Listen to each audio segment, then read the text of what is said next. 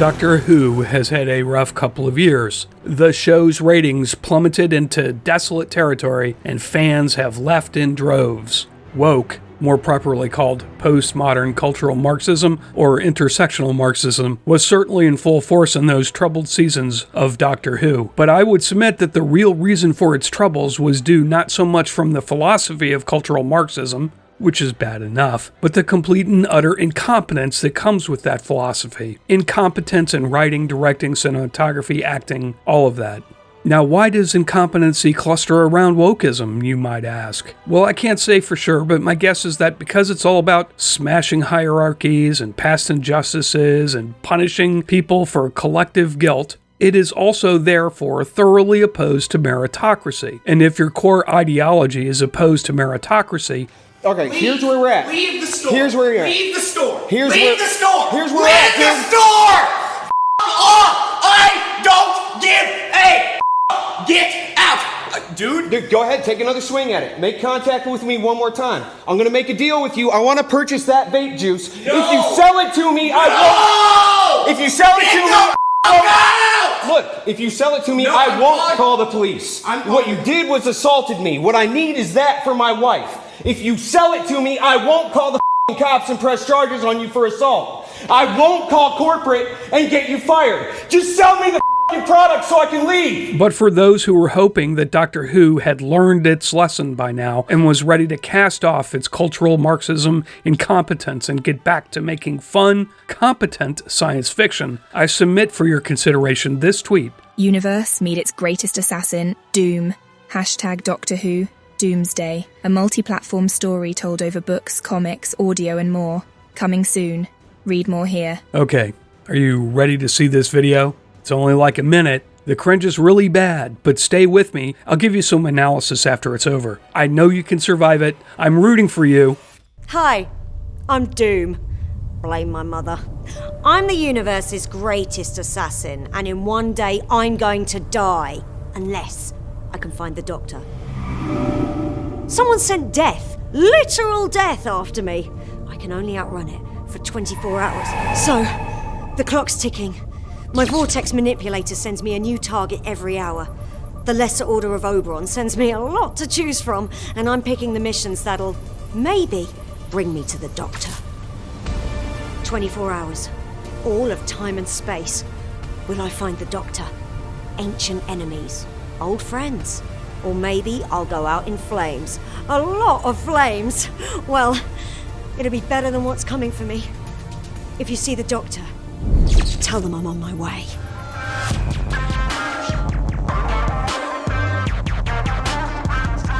So many problems here. It's just cruel to the actor. And she's not helping with some of the acting choices she's making, but acting is not really the root problem here, the primary cause of all the cringe. Nor is the green screen, or the special effects, or the music. Those are all terrible, yes, but not the primary problem. The primary problem is that the character is breaking the fourth wall and talking directly to us. For those who don't know, the fourth wall is an old theater term that was supposed to indicate a barrier between the universe of the play and the universe of the audience. The term carries over into film today. You don't break that barrier except under certain very specific conditions, some of which I'll list here. 1. Comedic, like in Ferris Bueller's Day Off. If you don't stop and look around once in a while, you could miss it. I do have a test today. That wasn't bullshit. It's on European socialism. I mean, really, what's the point? I'm not European. I don't plan on being European. So who gives a crap if they're socialists? They could be fascist anarchists. It still wouldn't change the fact that I don't own a car. The movie becomes a first-person narrative by the character who talks directly to the audience.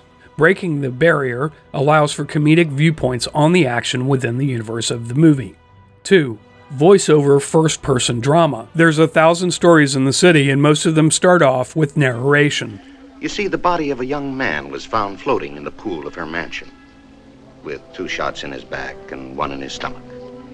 Nobody important, really. Just a movie writer with a couple of B pictures to his credit.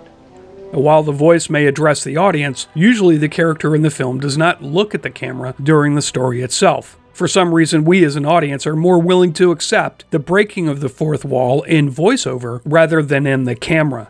3. Unorthodox drama. When you break the fourth wall, the audience gets a jarring effect. Sometimes you can use that jarring effect for the greater whole of the film, like at the end of Martin Scorsese's Goodfellas. Didn't matter. Didn't mean anything. When I was broke, I would go out and rob some more. We ran everything. We paid off cops, we paid off lawyers, we paid off judges. Everybody had their hands out. Everything was for the taking. And now it's all over. And that's the hardest part. And today everything is different. There's no action. I have to wait around like everyone else. Can't even get decent food. Scorsese uses it intentionally to make it feel as if the main character, played by the late Ray Liotta, is coming at you, the audience, with anger and contempt. That contempt is further underlined by a quick cut of Joe Pesci shooting a gun directly at you, at the camera. 4. Greek chorus. In the ancient Greek plays, the Greek chorus existed outside of the universe of the play, so it was permissible for it to talk to the audience. This doesn't really happen all that much in movies or TV, but you could argue that the Oompa Loompas and Willy Wonka and the Chocolate Factory qualify as a modern Greek chorus, sometimes existing inside the play, sometimes existing outside of the play and talking directly to the audience, or singing. All right, that's enough of that.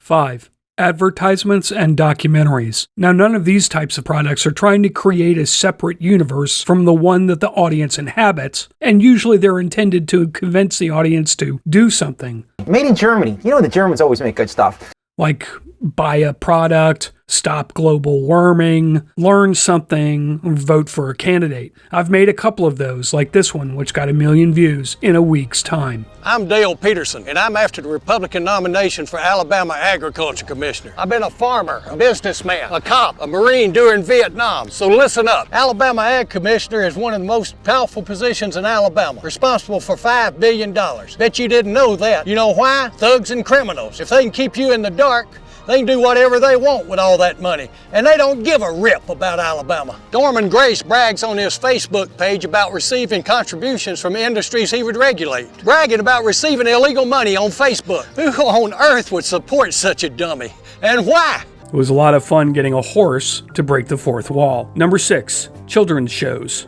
Children's shows like Mr. Rogers' Neighborhood. It's a beautiful day in this neighborhood, a beautiful day for a neighbor. Or Krusty the Clown. Hey kids, who do you love? Krusty! How much do you love me? With all our hearts! What would you do if I went off the air? We kill ourselves! Are also permitted to break the fourth wall because there isn't really a concept of separate universes for the show and the audience. There's just one giant universe where everyone exists with cookies and ice cream. All of these ways of breaking the fourth wall are perfectly acceptable. But here in this Doomsday ad, it's not, because they're breaking the fourth wall barrier in the same way children's television does. And that is unacceptable because this is an advertisement for an entertainment show that has been geared towards an adult audience ever since the first revival of Doctor Who in 2005 with Christopher Eccleston. I'm the doctor, by the way. What's your name? Rose. Nice to meet you, Rose. Run for your life. So it comes across as patronizing and, yes, insulting. As in, you are too stupid and childish as an audience to know that there is supposed to be a fourth wall. So no, I don't think it's a green screen or the cheap special effects or even the acting. Look at the ridiculous turn she makes there. Anyway, yes, all of that is subpar. But that kind of thing isn't as big of a deal as the unearned psychological insult this fourth wall break delivers to the audience. And in the end, that's why this ad is cringe level 11. What do I mean by unearned? Believe it or not, you can insult your audience. Alfred Hitchcock's The Birds is a giant feature-length insult of the audience, pointing out that the audience has a horrifying lust to observe and delight in the misery and torture of other human beings. In other words, the birds in the film are a stand-in for the audience. Why are they doing this? Why are they doing this?